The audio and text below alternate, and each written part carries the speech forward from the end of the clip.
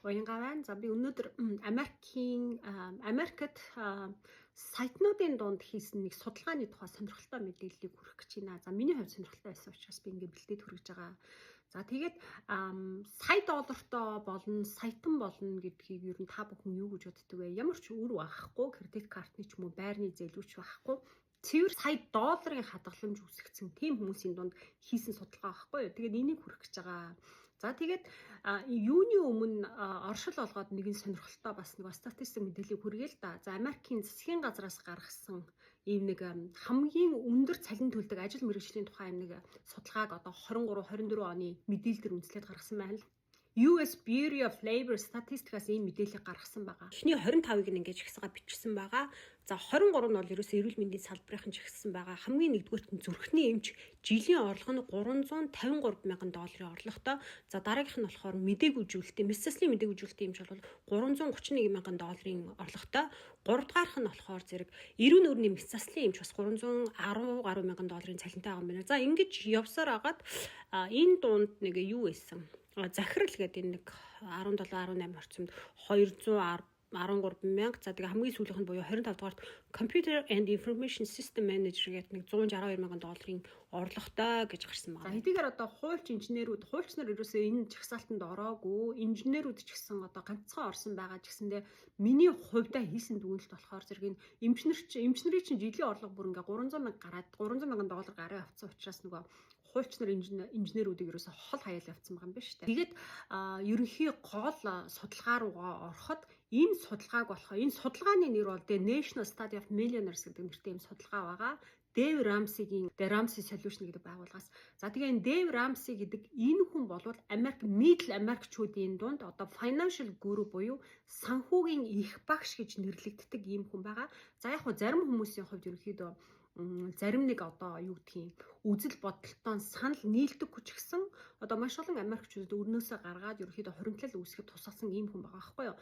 Бүр сошиал медиа хөгжихөөс өмнө Facebook, YouTube одоо Instagram хөгжихөөс өмнө 1990-ад оноос эхлээд энэ хүн FM радио дээр шууд нөгөө хүмүүсээс утас аваад санхүүгийн төр хүндрэлтэй байдлыг нь сонсоод шууд гаргалгааг нь хэлж өгдөг байсан ийм financial guru хүн байгаа байхгүй юу. Тэгээд энэ хүний одоо энэ Ramsey Solution гэдэг байгууллагаас гаргасан энэ судалгаа байгаа. Энэ судалгаанд Америкийн энэ тэндээс оролцсон 10,000 сайтныг хамруулсан ийм судалгаа байгаа юм байна. За тэгээд энэ судалгаанд ямар энэ 5 мэрэгжлийн хүмүүс хамгийн их мөнгийг одоо хоримтлалыг үүсгэсэн байгаа. Нэгдүгээрт инженерүүд, хоёрдугаарт accountant буюу нэгтлэнгууд, гуравдугаарт багш нар, дөрөвдүгээрт менежментийнхэн, тавдугаарт хуульч гэж оруулсан байгаа. Тэгэхээр одоо буцаад эргээд нөгөө түрүүний хамгийн өндөр цалин төлдөг мэрэгжлүүдтэйгээ ороход жоохон өөр харагдаж байгаа.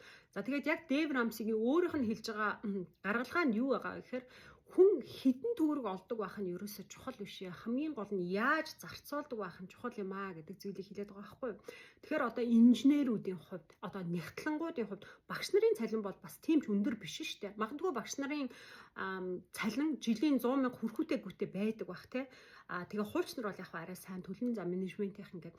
Тэгээ энэ хүмүүсийн нийтлэг онцлог нь юу вэ гэхээр ерөөсөө маш сайн системтэй, маш сайн одоо юу гэдгийг хөтөлбөртэйгээр санхүүгээ авч явдаг. Үр шир тавьдаггүй. Тэгээ дээрээс нь нөгөө урт хугацааны инвестмент хийдэг гэдэг гэж байгаа. Энэ оролцсон хүмүүсийн 10,000 хүний 2% нь буюу 200 орчим хүн нь одоо upper class incomeтай баян айлаас гаралтай байсан байл та. Үлдсэн 98% нь ерөөсөө энгийн айлаас гаралтай. 79% ямар ч өв хөрөнгө өвлж аваагүй.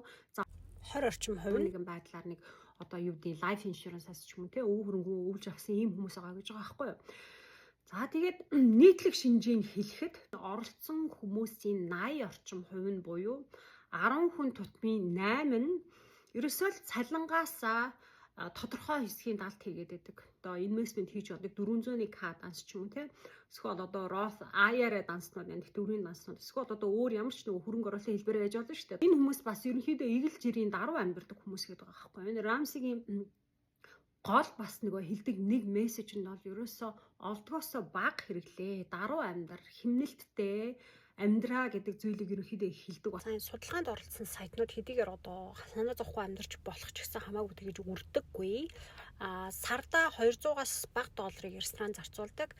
За тэгээ 93% нь нөгөө хөнгөлтийн купонууд байдаг шүү дээ. Дэлгүүр рестораны тэрийг ашигладаг гэсэн байна. Энэ 10,000 саятан хүмүүсийн нийтлэг амьдралынхаа турш хэрэгжүүлж ирсэн нэг зарчим бод ерөөсө кредит картны өртөө байхгүй. Дараагийн сарда ерөөсө кредит картны үлдэгдэлтэй явахгүйгээр 100% дараад явдаг байсан ийм хүмүүс байна. За тэгээд ерөөсөө л урт хугацаанд энэ мөнгөө хоримтладаг байсан гэж байхгүй. Энэ 10,000 хүмүүс түнд ерөөсөө бараг нөгөө single stock-оор баяжсан хүн бараг байхгүй гэж байгаа. Яг ганц нэг удаа Аз тохоогоод single stock-оор ч юм уу те coin-оор их хэмжээний мөнгө олсон хүмүүс байж болно. Энэ гэхдээ ерөөсөө нэг өдрийн од шиг ийм цөөхөн хүн байсан гэж байгаа байхгүй. Ихэвчлэн энэ 10,000 хүний ерөөсөө ихэнх хувьрөөсөө урт хугацааны сар болгон цааш нь хийдэг инвестментээс хөрөнгө оруулсан гэж байгаа. За тэгээд энэ судалгаан дээр ерөнхийдөө гаргасан гол агуулга бол ерөөсөө хүн хідэн төгрөг олдог байх нь чухал биш ээ. Хамгийн гол нь мөнгөө яаж зарцуулдаг байх нь ирээдүйд бидний санхүүгийн санхүүгийн хувьд ямар байх уу гэдгийг ерөөсөө тодорхойлж байгаа байхгүй. Тэгэхээр энгийн даруй амьдрах хамаагүй ерөөсөө үрж зараад ингээд ерөөсөө өндөр цалин олдог юм чинь ингээд хамаагүй үрж зараад байж болохгүй. Ерөөсөө үр ширтэй байхгүй. За тэгээд цалингаасаа даалт хийдэг, урт хугацааны хөрөнгө оруулалт хийдэг ийм хүмүүс ихэвчлэн сайтнууд байсан байх нэ. За тэгээд энэ бол ерөнхийдөө бүр нөгөө тэр бомбнууд биш зүгээр сайтнуудын дунд энгийн амьдралаас сая долларыг цуглуулж чадсан ийм хүмүүсийн судалгааг яриад байгаа шүү дээ. Тэгэхээр мэдээж Elon Musk ч юм уу те нөгөө Mark Zuckerberg гэдэг нөгөө бүр Америкийн нөгөө толгой байрч тэдний тухай яриаггүй энгийн амьдралаас сая төгрөг сая доллар хуримтлуулж чадсан тэр хүмүүсийн тухай яриад байгаа шүү гэдгийг дахин тайлбарлаж хэлье. За тэгээд айл болох үр ширгүү кредит картныхаа өрнөөс гарчаад сар болгон чадах юм бол 30%-ийг даалт хий. Орлогынхаа 30%-ийг даалт хий. За тэгээд чадахгүй бол 10%-ийг ямар ч хэсэн даалт хийгээд яваарай. Тэгхийн бол ерөнхийдөө Америкт бол сая доллартай тэтгэвртэй гарахтаа сая доллартай гарна гэдэг бол бас тийм ч хэцүү асуудал биш шүү дээ. Тийм болохоор та бүхэн яг магадгүй хэрвээ эхэлж амжаагүй байгаа бол энэ сараас ч гэсэн өнөөдрөөс ч гэсэн амжаад эхлээрээ гэж хэлмээр байна. За тэгээ миний хийдэг ажил бол ерөнхийдөө санхүүгийн мэргэжилтэн байгаа. Яг хөрөнгө оруулалтын ямар боломж даатгалын салбарт байдаг вэ гэдгийг харуулдаг байгаа шүү. За тэгээ даатгалын салбарт хөрөнгө оруулснараа хамгийн гол нь татваргүй мөнгө авах боломжтой байдаг. За тэгээд энэ боломжуудын тухай харахыг хүсвэл надтай холбогдорой.